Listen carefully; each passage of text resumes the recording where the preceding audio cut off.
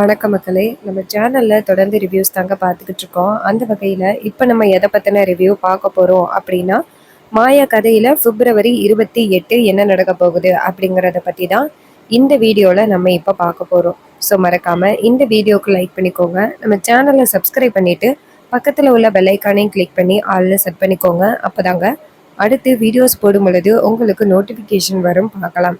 சரி, என்ன நடக்குது அப்படின்னா, நம்ம மாயா நேரா அந்த புவனேஸ்வரி கிட்ட, இங்க பாரு, உண்மை வெளியில வரல அப்படிங்கிறதுக்காக உன் இஷ்டத்துக்கு நீ ஆடிக்கிட்டு இருக்க அப்படிங்கிறது மட்டும் நல்லா தெரியுது. கண்டிப்பா ஒரு நாள் உண்மை ஜெயிக்கும். அப்ப உன் நிலைமை என்ன ஆக போகுதுன்னு பாரு. நீ, கார்த்தி, உன் அண்ணன் பசுபதி, அப்புறம் உன் கூடவே சுத்திக்கிட்டு இருக்கானே அந்த மகாலிங்கம், இவங்க எல்லாருமே சேர்ந்து ஜெயிலுக்கு போவாங்க. நீ பார்க்க போற. இதை கேட்டதோட புவனேஸ்வரி சொல்றாங்க, ஏ மாயா, இது எல்லாமே உன் கனவுல தான் நடக்கும். கண்டிப்பா நடக்கிறதுக்கு வாய்ப்பே இல்லை. இதை கேட்டதோட நம்ம மாயா சொல்றாங்க, இங்க பாரு, கண்டிப்பா ஒரு நாள் உண்மை ஜெயிக்கும். கார்த்தியை எத்தனை நாள் நீங்க வச்சுட்டு இருக்க முடியும்? நான் சீக்கிரம் கண்டுபிடிச்சி போலீஸ் கிட்ட ஒப்படைச்சி உன் குடும்பத்தையே நான் ஜெயிலுக்கு அனுப்புறேன்னா இல்லையான்னு பாரு அப்படின்னு மாயா சவால் விடுறாங்க. சவால் விட்டுட்டு நேரா நம்ம ஜானகியை கூட்டிக்கிட்டு, வாங்க பெரியமா, இதுக்கு கிட்ட பேசி ஒரு பிரயோஜனம் இல்லை அப்படின்னு சொல்லிட்டு போறாங்க. இதையெல்லாம் பார்த்ததோட புவனேஸ்வரி வந்துட்டு பசுபதி கிட்ட, பாத்தியான எவ்வளவு திமிரா பேசுறான்னு, வீட்டுக்குள்ள அவ்வளவு பிரச்சனை குழப்பம் நடந்துகிட்டு இருக்கு, இருந்தாலும் அவ திமிரு பேச்சு கொஞ்சமாவது குறையுதா பாரு அப்படின்னு. ஸோ இதை கேட்டதோட பசுபதி சொல்றாரு, புவனேஸ்வரி அம்மா என்ன பண்ணலான்னு சொல்லு. புவனேஸ்வரி சொல்றாங்க, இப்ப சிவா தானே தலைவர் ஆகியிருக்கான், இதனால இன்னரும் மனசுல ஒரு கோவம் வந்திருக்கும், இன்னரும் ரகுராமுக்கும் அவனுக்கும் ஒரு சின்ன மனஸ்தாபம் வந்திருக்கும். கண்டிப்பா ரகுராம் சிவாவை திட்டிருப்பான். இதனால அந்த வீட்டுக்குள்ள இன்னரும் ஒரு குழப்பம் உண்டாகிருக்கும். சிவாவோட ஒய்ஃப் யாரு? அந்த பார்வதி தானே? அப்ப பசுபதி சொல்றாரு, ஆமாம்மா. அப்ப புவனேஸ்வரி சொல்றாங்க, மகாலிங்கம் தானே இப்ப அந்த பார்வதி கிட்ட பேசிக்கிட்டு இருக்கிறது. ஸோ இதை கேட்டதோட பசுபதி சொல்றாரு, ஆமாம்மா. அதுக்கு புவனேஸ்வரி சொல்றாங்க, சரி, உடனே மகாலிங்கத்துக்கு ஃபோன் பண்ணி அந்த பார்வதிய கோயிலுக்கு வர சொல்லுங்க. இது கேட்டதோட பசுபதியும், ஏம்மா? புவனேஸ்வரி சொல்றாங்க, அண்ணா, எல்லாமே ஒரு காரணத்துக்காக தான். இதை கேட்டதோட பசுபதியும் சரிம்மா அப்படின்னு சொல்லிட்டு நேரா மகாலிங்கத்துக்கு ஃபோன் பண்றாங்க. மகாலிங்கம் ஃபோன் அட்டன் பண்ணி சொல்லுங்க அப்படின்னு சொல்ல, பசுபதி சொல்றாரு, இங்க பாருங்க, உங்களால ஒரு காரியம் ஆகணுமே. பசுபதி சொன்னதை கேட்டுட்டு மகாலிங்கம் கேட்குறாரு, என்னன்னு சொல்லுங்க. மகாலிங்கம் சொல்றாரு, இது மாதிரி அந்த பார்வதியவையா கூப்பிட சொல்றீங்க? பசுபதி சொல்றாரு, ஆமா, அந்த பார்வதியை கோயிலுக்கு கூட்டிட்டு வாங்க, அவங்க கிட்ட கொஞ்சம் பேச வேண்டியது இருக்கு. இதை கேட்டதோட மகாலிங்கமும் சரி, நான் ஃபோன் பண்றேன் அப்படின்னு சொல்லிட்டு நேரா ரகுராமோட வீட்டுக்கு ஃபோன் பண்றாங்க. ரகுராமோட ஃபோன் ரிங் ஆகுது.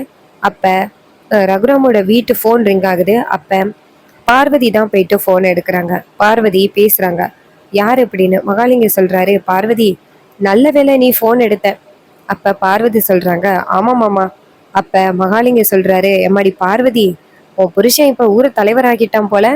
பார்வதி சொல்றாங்க, ஆமா மாமா, இப்பயாவது சொல்றதை கேட்டாரே அப்படின்னு எனக்கு சந்தோஷமா இருக்கு.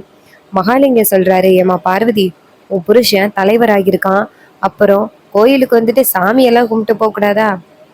இதை கேட்டதோட நம்ம பார்வதி சொல்றாங்க, ஆமா மாமா, சுத்தமா மறந்துட்டேன். சரி, நான் கோயிலுக்கு கிளம்புறேன். மகாலிங்கம் சொல்றாரு, சரிம்மா, வந்துட்டு போ அப்படின்னு சொல்லிட்டு போனை கட் பண்றாரு.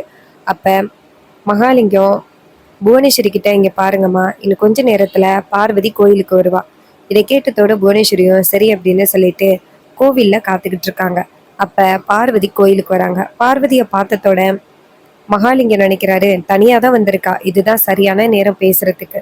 அப்ப புவனேஸ்வரியும் சரி அப்படின்னு சொல்லிட்டு நேரா பார்வதி கிட்ட போயிட்டு, ஒரு நிமிஷம் நில்லு அப்படின்னு சொல்ல, பார்வதி கேக்குறாங்க, என்ன பேச வந்திருக்கீங்க? நீங்க தலைவர் பதவிக்கு நிக்க முடியல, என் புருஷன் நின்னுட்டாரு அப்படின்னு என்ன பேச வந்திருக்கீங்களா? அப்ப புவனேஸ்வரி சொல்றாங்க, பார்வதி, என்ன இப்படி பேசுற? இங்க பாரு, எனக்கு அந்த தலைவர் பதவியில நிக்கணும் அப்படின்னு ஆசை கிடையாது. உங்களுக்கே தெரியும், எனக்கு முழுசான வெறுத்தது ரகுராமையும் ஜானகியும் மட்டும்தான். உங்களை என்னைக்காவது கஷ்டப்படுத்தி இருக்கனா சொல்லுங்க? அந்த ஜானகியோட குடும்பத்துக்கு மட்டும்தான் நல்லது நடக்கக்கூடாது அப்படின்னு சொல்லி பல விஷயங்கள பண்ணியிருக்கேன். நான் ஓப்பனாவே சொல்றேன். நான் இல்லன்னு சொல்லல. ஆனா, நான் என்னைக்குமே நான் உங்க குடும்பத்த பாதிக்கணும் அப்படின்னு நெனச்சோ, இல்ல உன் புருஷன் அவமானப்படணும்னு நெனச்சோ, ஏதாவது முயற்சி பண்ணியிருக்கனா? யோசனை பண்ணி பாரு. அப்பதான் பார்வதி நெனச்சு பாக்குறாங்க. அப்ப புவனேஸ்வரி சொல்றாங்க, "இல்ல, இல்ல. அப்புறம் எப்படி உன் புருஷன் தலைவர் பதவியில நின்னதுக்கு நான் ஏன் கவலைப்பட போறேன்? இங்க பாரு, நீங்க நல்லா இருக்கணும் அப்படின்னு நானு தான் யோசிப்பேன். அதோட நான் எதுக்காக இப்ப உன்னை பார்க்க வந்தேன் தெரியுமா? பார்வதி கேக்குறாங்க. எதுக்காக? அப்ப புவனேஸ்வரி சொல்றாங்க. ஊர் தலைவரா சிவா ஆகிட்டாரு. அப்ப வீட்லயும் உன்னோட ராஜ்யம் தானே? பார்வதி சொல்றாங்க. எங்க? இன்னும் ஜானகி அம்மா தான் எல்லாத்தையும் பார்த்துக்கிட்டு இருக்காங்க. அக்கா கிட்ட தான் எல்லாமே பொறுப்பு இருக்கு. புவனேஸ்வரி சொல்றாங்க. என்ன? இன்னும் உன் அக்கா கிட்ட தான் பொறுப்பு இருக்கா? அதான் அந்த ரகுராம் ஊர் தலைவர் இல்லல்ல. அப்புறம் வீட்டுக்கு தலைவர் யாரு? இனிமே நீயும் தானே. இங்க பாரு, எந்த அளவுக்கு ஜானகிக்கு வீட்ல ரைட்ஸ் இருக்கோ அதே ரைட்ஸ் உனக்கும் இருக்கு. நீயும் கேட்டு வாங்கலாம். நீ ஏன் கவலைப்படுற? இதை கேட்டதோட நம்ம பார்வதி சொல்றாங்க, ஆமா, நீங்க சொல்றது சரிதான். அப்ப புவனேஸ்வரி சொல்றாங்க, இங்க பாரு, உனக்கு என்ன வேணுமோ எல்லாத்தையும் நீ கேட்டே வாங்கலாம். நீ அவங்களுக்காக பயந்துகிட்டு அவங்க பேசுவாங்க அப்படின்ட்டு நீ கவலைப்பட வேண்டிய அவசியமே கிடையாது. நீ உன் மாமாட்ட போய் கேளு. எனக்கு இந்த வீட்டோட அதிகாரம் வேணும்னு சொல்லு. அவர் கண்டிப்பா உனக்கு விட்டு கொடுப்பாரு. அதான் ஜானகி அவருக்கு பிடிக்கல இல்ல. இதை கேட்டதோட பார்வதியும், ஆமா, கொஞ்ச நாளா அக்கா வீட்டையே பாத்துக்கிறது கிடையாது. புவனேஸ்வரி சொல்றாங்க, அப்புறம் என்ன, நீ அந்த குடும்பத்தை எடுத்து நடத்து, நீ நல்லபடியா பாத்துக்க. ஏன் உனக்கு அந்த திறமை இல்லையா? இதை கேட்டதோட பார்வதியும் சரி அப்படின்னு சொல்லிட்டு பார்வதி கிட்ட பார்வதி வந்து புவனேஸ்வரி கிட்ட நான் கேக்குறேன் அப்படின்னு சொல்ல, புவனேஸ்வரி சொல்றாங்க, இங்க பாரு, உனக்கான உரிமைய நீயே இப்ப கேட்டுக்கிட்டாதான். உன் புருஷனுக்கு எப்படியோ தலைவர் பதவி வந்துருச்சு. அத அவர் மறுபடியும் ரகுராமுக்கு விட்டு கொடுக்காம நீ தான் பாத்துக்கணும். அதோட நீ அந்த வீட்டோட முதலாளி ஆகிட்டேன்னு வச்சுக்க. அதுக்கப்புறம் எல்லாரும் ஒன்னாதான் கை கட்டி நிக்கணும். ஏன் உன்னோட பத்மா அக்கா கூட உன்கிட்ட கை கட்டி தான் நிக்கணும். இதை கேட்டதோட பார்வதியும் சரி அப்படின்னு சொல்லிட்டு ரொம்ப சந்தோஷமா வீட்டுக்கு வராங்க. ஏற்கனவே பார்வதி வந்துட்டு எப்படியாவது இந்த குடும்பத்தை ஆளணும், இந்த வீடு நமக்கு சொந்தம் அப்படின்னு சொல்லிக்கிட்டு இருக்காங்க. ஸோ இது அவங்களுக்கு கிடைச்ச ஒரு கோல்டன் ஆப்பர்ச்சுனிட்டியா மாறிட்டு நம்ம பார்வதி என்ன பண்றாங்கன்னா, நேரா அந்த வீட்டுக்கு போறாங்க. அதே நேரத்துல வீட்டுக்கு ஒரு விவசாயத்துல ரொம்ப பெரிய தொகை கிட்டத்தட்ட 15 லட்ச ரூபாய்க்கு மேல ப்ராஃபிட் கிடைச்சிருக்கு அப்படின்ட்டு சிவா எடுத்துட்டு வராரு. அப்ப பார்வதி நேரா சிவா கிட்ட, என்னங்க என்னங்க அது? சிவா சொல்றாரு, பார்வதி இது மாதிரி விவசாயம் பார்த்தோம்ல, அதுல கிட்டத்தட்ட 15 லட்ச ரூபாய்க்கு மேல நம்மளுக்கு ப்ராஃபிட் கிடைச்சிருக்கு. அதான் அண்ணன்ட்ட கொடுக்க வந்தேன். அப்ப பார்வதி கேக்குறாங்க, என்ன அண்ணன்ட்ட கொடுக்க வந்தீங்களா? அப்ப சிவா சொல்றாரு, ஆமா, எப்பவுமே அண்ணன் பொறுப்பு தானே. அதுக்கு பார்வதி கேக்குறாங்க, என்ன சொல்றீங்க, அண்ணன் பொறுப்பா? நீங்க தானே இந்த ஊர் தலைவர். அப்ப இந்த வீட்டுக்கும் தலைவர் நீங்க தானே. அவரு தான் அவரோட பொண்ணை மட்டும் பார்த்துக்கணும். எனக்கு வேற வேலை, என் பொண்ணோட லைஃப்பை மட்டும் முன்னேற்றினா போதும் அப்படின்னு சொல்லாருல்ல. நீங்க எதுக்கு வந்துட்டு இதெல்லாம் பார்த்துக்கிட்டு இருக்கீங்க? இதை கேட்டதோட செம ஷாக் ஆகுறாங்க நம்ம சிவா. சிவா கேக்குறாரு, பார்வதி என்ன பேசுறோம்னு கொஞ்சம் பார்த்து பேசு. அண்ணனும் அண்ணியும் தான் அந்த காலத்துல இருந்து இந்த குடும்பத்தை நல்வழிப்படுத்திக்கிட்டு இருக்காங்க. நீ இந்த மாதிரி பேசணும்னு அவசியமே கிடையாது. இதை கேட்டதோட அந்த பார்வதி சொல்றாங்க, இங்க பாருங்க, நீங்க வேணும்னா இந்த ஊர் தலைவர் ஆன பிறகும் இந்த குடும்பத்தோட பொறுப்பு வேணாம் அப்படின்னு சொல்லிக்கிட்டு இருக்கலாம். ஆனா எனக்கு இந்த குடும்பத்தோட பொறுப்பு வேணும். இதை கேட்டதோட ரொம்ப கோவப்படுறாங்க சிவா. சிவா வந்துட்டு பார்வதியை பார்த்து, இங்க பாருடி, தேவையில்லாம பேசாத. பார்வதி சொல்றாங்க, என்னங்க, நான் கண்டிப்பா இந்த குடும்பத்துக்கு வந்துட்டு நானும் பொறுப்பானவன் அப்படிங்கிறத நிரூபிக்கணும். அப்ப ஜானகி சொல்றாங்க, சிவா, பார்வதி சொல்றதும் சரிதானப்பா. அப்ப பார்வதி சொல்றாங்க, ஆமாக்கா, நீங்க எப்படி இந்த வீட்டோட மருமகளோ அதே மாதிரி நானும் இந்த வீட்டோட மருமக தானே. நீங்க வந்துட்டு பொறுப்புல இருந்து விலகுங்க, நான் இந்த பொறுப்பை பாத்துக்கிறேன் அப்படின்னு சொன்னதோட சிவா சொல்றாரு, இங்க பாரு அண்ணா, அம்மாவுக்கு அடுத்து அண்ணி அப்படின்னு நாங்க எல்லாருமே அண்ணிக்கு தான் மரியாதை கொடுத்துக்கிட்டு இருக்கோம். இவளும் அண்ணியும் ஒன்னாகிட முடியுமா? பார்வதி சொல்றாங்க, விடுங்க, எனக்கு இந்த பொறுப்பும் வேணாம், எதுவும் வேணாம், நான் வீட்டை விட்டு போறேன் அப்படின்ட்டு கிளம்புறாங்க. இதை பார்த்ததோட நம்ம ரகுராம் அதிர்ச்சி ஆகுறாரு. பார்வதி நில்லு. அப்ப பார்வதி ரகுராம் சொன்னதை கேட்டுட்டு பார்வதி அப்படியே நிக்கிறாங்க. ரகுராம் சொல்றாரு, பார்வதி, நீ கேட்கறதுல என்னை பொறுத்த வரைக்கும் எந்தவித தப்பும் இல்லை. சிவா கேட்குறாரு, அண்ணா இவ என்ன வேணாலும் கேட்பா, அது எல்லாத்துக்குமே நம்ம சரின்னு சொல்லிக்கிட்டு இருக்க முடியுமா அண்ணன்? அண்ணன் சொல்றது கேளுங்க அப்படின்னு. இதை கேட்டதோட ரகுராம் சொல்றாரு, இங்க பாரு சிவா, ஜானகிக்கு இந்த வீட்டுல எந்த அளவுக்கு உரிமை இருக்கோ அதே அளவுக்கு நம்ம பார்வதிக்கும் உரிமை இருக்கு. அதனால பார்வதி கையில இந்த வீட்டோட குத்து சாவி இருக்கிறதுலையும் வீட்டோட பொறுப்புகள் இருக்கிறதுலையும் எந்தவித தப்பும் இல்லை அப்படின்னு ரகுராம் சொல்றாரு. இதை கேட்டதோட நம்ம பார்வதிக்கு ரொம்ப சந்தோஷம். அப்ப ஜானகி சொல்றாங்க, அவர் சொல்றது சரிதான் சிவா, பார்வதிக்கும் இந்த வீட்டில் ஈக்குவலா ரைட்ஸ் இருக்கு. ஸோ பார்வதி கையில இந்த வீட்டோட சாவி இருக்கிறதுல எந்தவித தப்பு இல்லை அப்படின்ட்டு நம்ம ஜானகி ரூமுக்குள்ள போயிட்டு வீட்டோட சாவி எடுத்துட்டு வராங்க. எடுத்துட்டு வந்துட்டு நேரா நம்ம பார்வதியோட கையில கொடுக்குறாங்க. பார்வதி அந்த சாவியை வாங்கினதோட ரொம்ப சந்தோஷப்படுறாங்க. இதை பார்த்துட்டு பத்மாவுக்கு கொஞ்சம் பொறாமையா இருக்கு. இருந்தாலும் பார்வதி அவங்க ஆள் அப்படிங்கிறதுனால அவங்க அமைதியா இருக்காங்க. அப்ப நம்ம ரகுராம் வந்துட்டு முதலா ஜானகி வந்து சாவியை இன்னொருத்தர் கையில, அதாவது பொறுப்புகளை இன்னொருத்தர் கையில கொடுக்கறத பார்த்துட்டு ரகுராமுக்கு ஒரு பக்கம் கவலையா இருக்கு.